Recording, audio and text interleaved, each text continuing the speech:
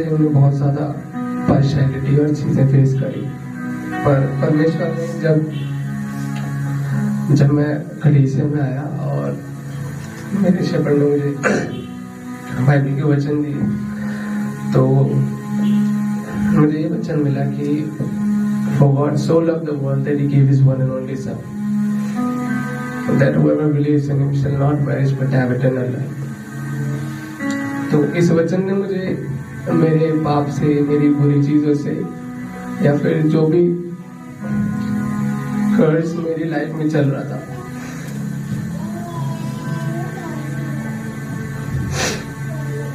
वो सबसे मुझे फ्री करा।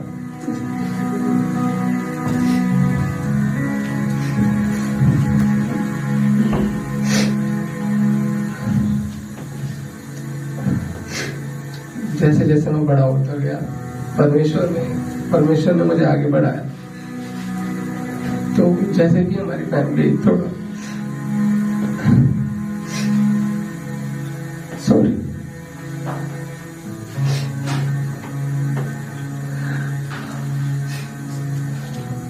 एक पुअर फैमिली बैकग्राउंड से था मैं, तो हम लोग के पास ज्यादा अच्छा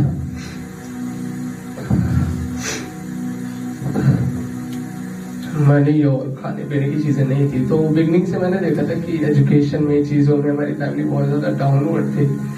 बट जब बाइबल मेरे शेफर्ड ने मुझे बाइबल दिया, तो मुझे ये वचन मिला कि इस कारण मैं तुमसे कहता हूँ कि अपने प्राण के लिए यह चिंता ना करना कि हम क्या खाएंगे, क्या पहनेंगे, क्या पिएंगे, और ना ही अपने देह के लिए कि क्या पहनेंगे। क्या प्राण भोजन से या देह से वस्त्र से बढ़कर नहीं है? आकाश के पक्षियों को देखो कि वे न बोते हैं, न काटते हैं, और न ही खलिहानों को इकट्ठा करते हैं, और फिर भी तुम्हारा स्वर्गीय पिता उनको खिलाता है। और क्या तुम्हारा मूल्य उनसे बढ़कर नहीं है? तुम में से कौन है जो चिंता करके अपनी आयु एक घड़ी बढ़ा सकता है? वस्त्र के लिए तुम क्यों चिंता करते हो? वन के फूलों को देखो कि वे कैसे बढ़ते हैं, वे ना तो परिश्रम करते हैं और ना ही काटते हैं। फिर भी मैं तुमसे कहता हूँ कि सुलेमान भी अपने सारे वैभव में उनमें से एक के समान भी वस्त्र पहने हुए नहीं था। इसलिए यदि परमेश्वर जैसे वन की घास को आज भी इकट्ठा करता है, कल भट्टी में झोंक दी जाएगी, इस प्रकार सजाता है, तो हे अल्पविश्वासियों, वह तुम्हारे लिए क्यों ना इनसे अधिक क्यों करेगा। इसलिए यह कहकर चिंता न करो, हम क्या खाएंगे, क्या पहनेंगे, या क्या पिएंगे, क्योंकि गैर यहूदी उत्सुकता से इन सब वस्तुओं की खोज में रहते हैं, पर तुम्हारा स्वर्गीय पिता जानता है कि तुम्हें इन सब वस्तुओं की आवश्यकता है। परंतु तुम परमेश्वर के लिए राज्य और उनकी धार्मिकता की खोज में लगे रहो, ये सब वस्तुएं तुम्हें दे दी जाएगी। आमीन। तो जब ये वचन मैंने जाना बाइबल के थ्रू, तो मेरी लाइफ चेंज हुई। मैंने अपना जीवन परमेश्वर में दिया। तो मैं बहुत छोटी एज में आ गया था, 14 साल की उम्र में। तो शुरू में मेरे भाइयों ने, मतलब मेरे 4 बड़े भाई थे, बहनें थी, परिवार था, कजन ब्रदर्स थे। तो मेरे किसी भी भाई ने कभी भी परमेश्वर के वचन को जानने की कोशिश नहीं की। हमेशा उन चीजों को बुरा कहा जो बाइबल में लिखी है, दूसरा धर्म, दूसरी जात या दूसरे कास्ट। पर मैं 14 साल का लड़का हमेशा बाइबल में बना रहा। तो मेरे भाइयों ने मुझे धमकाया, डराया, बहुत सारी गलत चीजें बोली, और बोला कि अगर रिलीजन बदल लेगा तो हम तुझे घर से निकाल देंगे। मैं डर भी गया शुरू में, पर फिर भी बाइबल पढ़ने की वजह से मेरा विश्वास हमेशा बना रहा, क्योंकि 14 साल की उम्र में मैं ये जानता था कि जो मैं कर रहा हूँ वो गलत नहीं था। जिस परमेश्वर पर मैं विश्वास कर रहा हूँ वो एक जीवित और सच्चा परमेश्वर है। वो मेरा धर्म नहीं वरन मेरा जीवन बदलता है। तो उसके बाद भी जब मेरे जीवन में बहुत सारी आर्थिक रूप से परेशानी आई, दिक्कतें आई, और 2017 में जब मेरे पिता का इंतकाल हो गया और वो इस दुनिया से चले गए, तो मुझे बहुत दुख हुआ इस चीज को देख के कि मैं परमेश्वर की आराधना कर रहा हूँ और बहुत छोटा हूँ।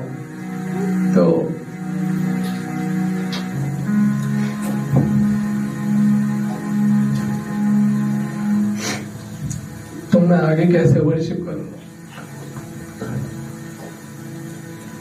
मतलब मेरी केयर कौन करेगा और मेरी जिम्मेदारी कौन उठाएगा।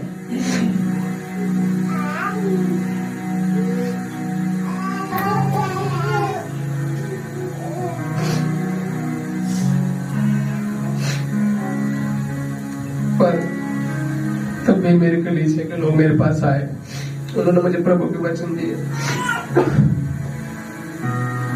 उन्होंने कहा कि तेरा शारीरिक पिता तुझसे दूर हो गया, पर तेरा स्वर्गीय पिता आज भी तेरे साथ। वहां से मेरा जीवन बदला और मैंने अपना पूरा जीवन प्रभु यीशु मसीह को दिया। तब से आज तक एक भी दिन ऐसा नहीं रहा कि प्रभु ने मुझे अकेला या भूखा सोने दिया। मैंने अच्छी पढ़ाई करी, अपनी एजुकेशन में अच्छे मार्क्स लाए, अच्छी जगह नौकरी की। किसी ने मेरी कोई सिफारिश नहीं की, किसी ने मेरी कोई सहायता नहीं करी, किसी शेपर्ड या पास्टर ने मेरी जॉब नहीं लगवाई या किसी परिवार के आदमी ने मेरी जॉब नहीं लगाई। फिर भी जब भी मैं आज घर में सबके साथ बैठता हूँ तो सबसे अच्छी जो नौकरी है वो मेरी है, सबसे अच्छा जीवन है वो मेरा है, सबसे ज्यादा जो खुश है वो मैं हूँ, क्योंकि मैं एक जीवित परमेश्वर की आराधना करता हूँ। अभी कुछ ही समय पहले मेरी सिस्टर की मैरिज हुई है, तो उसको लेके ये गवाही, मतलब मुझे लगता था कि कोइंसिडेंस होगा या मेरी सिस्टर जो है एक नॉन बिलीवर से मैरिज कर लेगी, क्योंकि मैंने बहुत कोशिश करी कि मेरी बहन परमेश्वर में आए, उसकी आराधना करे, प्रभु यीशु मसीह को जाने। मैं लेकर भी आया, मैंने कोशिश भी करी, पर मैं फेल हो गया। क्योंकि कहीं ना कहीं मैं खुद से ये कोशिश कर रहा था कि मैं उसको विश्वासी बना पाऊंगा। मैंने कभी उसको लेकर प्रार्थना ही नहीं करी, मैं खुद ही डाउट में रहता था।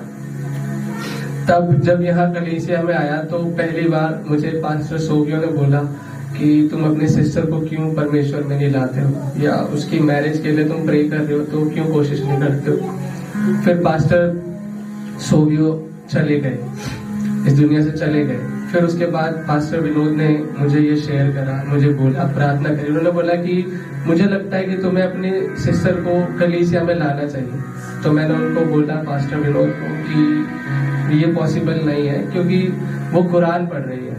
मैं कैसे उसे लेकर आऊँ, मैं कैसे उसे बोलूँ कि बाइबल में विश्वास करो या बाइबल को जानो, और मेरे फैमिली वाले एग्री नहीं करेंगे कभी भी, और मैं कहाँ से एक विश्वासी की उससे मैरिज करूँ। तो फिर कुछ समय बाद पास्टर विनोद ने फिर मुझे बोला, एक चर्च के भाई का नाम दिया, शेपर्ड शाहिद का, बोला कि तुम इससे क्यों नहीं मैरिज करने का ट्राई करते हो, वो भी सर्च कर रहे हैं, तुम भी बिलीवर हो और ये चीजें। तो मुझे बहुत अजीब लगा, ऑकवर्ड लगा कि मैं उनको वचन दे रहा हूँ परमेश्वर के, भाई शाहिद को मैं वचन देता हूँ, मैं कैसे अपनी सिस्टर की मैरिज की बात कर सकता हूँ, और मैं कैसे हिम्मत करूँ घर में जाके ये बताने के लिए कि मेरे कलीसिया में, चर्च में एक भाई है, भले ही वो मुस्लिम है पर वो चर्च जाता है, मैं उसकी मैरिज अपने सिस्टर से बात कैसे घर में करूँ। मैं बहुत घबरा रहा था, कोशिश करी, बात नहीं कर पाया, बस प्रार्थना करी।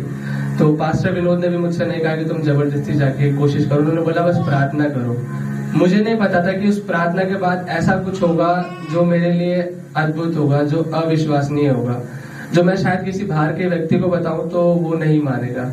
मैं सिर्फ प्रार्थना करता रहा, और एक दिन मैंने हिम्मत करके बोलने के लिए गया घर पे कि शादी के लिए, मेरी मम्मी बहुत ज्यादा बोल रही थी, तो मैं गया शादी के लिए, प्रे करके अपने घर पे बताने के लिए गया। जैसे ही मैं बोलने वाला था, उससे थोड़ी देर पहले ही मेरी मदर ने और मेरी सिस्टर ने बोला कि क्या तू इसे जानता है। मैंने बोला कौन, तो उन्होंने मुझे फोटो दिखाया, और वो फोटो भाई शाहिद थी। परमेश्वर ने जो अद्भुत कार्य करा, और पास्टर की जो प्रार्थना थी, कलीसिया के लोगों की जो प्रार्थना थी, मेरा जो विश्वास परमेश्वर में रहा, क्योंकि मेरे पास्टर ने मुझे वो विश्वास दिलाया, परमेश्वर ने उसका पूरा करा, और आज मेरी बहन कलीसिया उसी विश्वास के साथ आ रही है। वहां से मेरा जो जीवन है बदला, और मुझे लगा कि परमेश्वर हमारे जीवन में अद्भुत कार्य करता है जब हमारा विश्वास कभी टूटता नहीं। आमीन।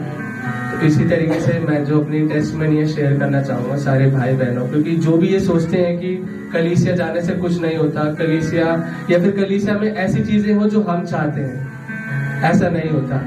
आपको सिर्फ परमेश्वर से प्रार्थना करनी है, उनमें विश्वास करना है, उन चीजों के लिए प्रार्थना करें जो परमेश्वर आपके जीवन में करना चाहता है। तो परमेश्वर जब अपने हिसाब से आपके जीवन में चीजें करना शुरू करेगा तो वो उससे भी बेहतर होगा जो आपने सोचा है। Thank you.